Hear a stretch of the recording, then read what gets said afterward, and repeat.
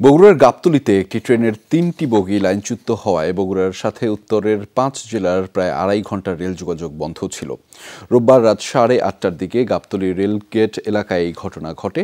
Police জানিয়েছে, সান্তাহার থেকে ছেড়ে আসা বোনারপাড়াগামী কলেজ ট্রেনটি পদ্মরাগ এক্সপ্রেসকে লাইন ক্লিয়ার দিতে ১ নম্বর থেকে ২ নম্বর লাইনে ক্রসিং করার সময় ৩টি বগি লাইনচ্যুত হয়। এতে বগুড়ার সাথে গাইবান্ধা, রংপুর, কুড়িগ্রাম, লালমনিরহাট ও নীলফামারীর রেল যোগাযোগ বন্ধ হয়ে যায়।